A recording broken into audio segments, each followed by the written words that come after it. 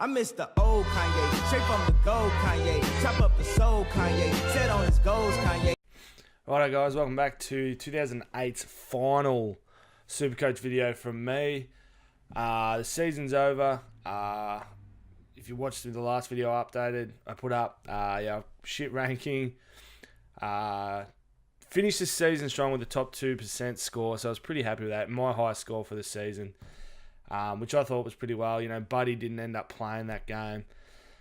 Venables came through for me on the bench, and I didn't have a full strength midfield with Ahern still rocking around and no bench coverage. But anyway, that's that. And yeah, this video is my top 5 picks for the season. Basing it on a few things. One, their score, how well they scored through the whole season. Another one is how many games I got out of them. Like whether I had to bench them for a couple for whatever reason or not. And the fact that I picked them from the very start. So there's no one that I didn't pick like halfway through the season that I've got in this list. These 5 picks were all from the start. So going at number 5 is Nick Nat Nui. So obviously he injured himself 4 or 5 rounds ago. Let's see. Round 17. So he missed the last 6 rounds of the season. But had him in from the start. His first game was 113. Then he got an 85, a 110, a 92, a 103, a 70, then a 93, a 118, 107, 129, 87, 99, 86, and 115. And then obviously 42 when he injured himself. So pretty consistent. You got a fair few tons, some good 90s, some high 80s, and then like a 70 as a low score. So pretty decent stats out of Nat Nui this year. Traded him out when he got injured, brought in Toby Nankervis, who had been scoring pretty well and scored well for me for the rest of the season. But yeah, so number 5 on the list is Nat Nui. I really liked how his season was travelling. Shattered me when he injured himself because he's one of my favourite players. And it'd be good to see him and the Eagles. It'd be good to see West Coast win a flag, but it also would have been good to have Nat Nui there because he deserves to win one. But hopefully next year for the big fella.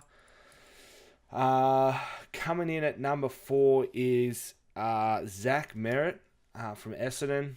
One of the local boys from back home. He's had a great season. I really like Essendon a lot, and I watch a lot of their footy. So I watched a lot of Merritt last year, and he was the reason I brought him in this year. And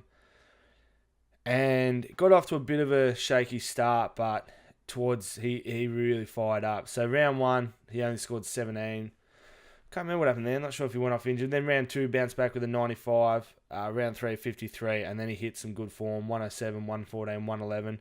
Dropped back a bit, 72, 79, 118, 89. And then bang, just tons from round 11 onwards. 102, 120, 112, 118, 130, 102, 123, 114, 116, 121, 93, and 102. So after the bye week, just went hammer and tongs. I think a lot of people traded him out. I was glad I stuck with him. I got the full 23 games out of him. And yeah, there was some weeks I won off the back of his scores because the other teams didn't have him in.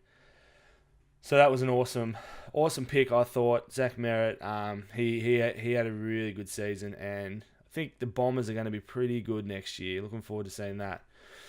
And then coming in at number 3, I've talked a lot about him in my videos. Jackie Rewalt from the Tigs, the Coleman medalist, had a great year. He wasn't in many people's selections. I spoke to a lot of mates at the start of the year. I was like, oh, is he worth getting in? Some people thought about getting him in, but people I knew didn't really pull the trigger on him. And I'm really glad that I went with him in the end. He was pretty consistent. Round 1, he opens up with 101. And he gets a 70, then he comes back with a 115. And then a couple of mid to low scores like 88, 65, 96, 93, 85. Then 114. Then he got injured in round 10, I think, and only scored a 3. And then round 11 was 35. A couple of 70s, then 135, 98, 80, 113, 105, 81. A massive 219, 84, and then 109 last week. Again, got all 23 rounds out of him. There was a couple where he came off injured, but he never missed a week. And the games where he did score big scores, like the 135s, the 113s, 105s, 220s, they were weeks that I needed someone that wasn't in the other person's team to score big, and he did. So that helped me win those games. And then the other weeks when he's just scoring 80s and 90s and stuff, that was consistent enough to get me over the line as well. So, yeah, really happy with him. Happy that I picked him at the start of the year. Coleman medalist. Looking very strong to go back-to-back the Tigs. And, yeah, really well. He's been a star all year. So that was him at pick number 3 for me. And then coming in at pick number 2 was Rory Laird. I do remember he missed a game or two, I think. But just score-wise and consistency, this guy was unbelievable. He'll be All-Australian. Round 1, bang, massive 137. Then round 2, a 120. Then a 105, 129, 110. Just big tons off the bat. Then a 99 and a 120. 89, 102, 98, 111, 111, 84, 133, 111, 91, 76, 84, 117, and 138 last week. Yeah, he missed a few games between round 11 and round 15, but there was no way I was trading him, so I hung on to him, and yeah, massive scores, massive consistency, All-Australian, and he'll be my first pick next year, for sure, him and Jake Lloyd, I think. So that rounds out the top 4, so the number 1 pick,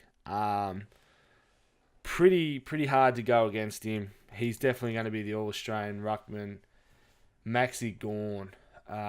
He was, when I was picking my team, he was just at the top of the list. I was like, there's no way I'm not picking him. Best ruckman in the comp, 1, 2, 3, 4, 5, 6, 7, 8, 9, 10, 11, 12, 13, 14. Was Melbourne's bye week in round 13? Because if that's the case, I got every game out of him. I don't recall him missing any games. Anyway, round 1 against us, a big 139 against Geelong. Missed a goal before the siren. That would have had us out of the 8, so I'm thankful for that. Then a 97, and then it's just constant tons. 117, 112, 151, 168, 127, 148, 121, 114, 139, 76, 140, 145, 151, 131, 93, 130, 112, 82, 156, and 156. So not only was he consistent, not only was he constantly scoring 100s, but he was scoring massive, massive tons. And he was often my captain when those big scores. That period from round 14 to round 17 where he was 140, 145, 151, 131, and 139 a week before, he was just smashing it. He was my captain, getting me over the line. And I had him captain this week against GWS, and if it wasn't for Dangerfield's 187 vice captain score, it definitely would have been Gawn's big score. But yeah, so that's it. That's my top 5 picks of the year. I'm really excited to go again around next year. Had a lot of fun. This is the first full season I've ever done. I learned a lot about it. Really had a good time. And yeah, next year I'll be back and hopefully get a better rank and just know a bit more about it. And yeah, we'll be able to have fun. Righto, guys, that's it for the Supercoach videos. There'll be more content coming out. And yeah, I'm going to give a look at the Big Bash Supercoach as well. Alright guys, thanks for watching. I hate the new Kanye, the bad mood Kanye, the always rude Kanye, spaz in the news Kanye. I miss the sweet Kanye, chop up the beast Kanye.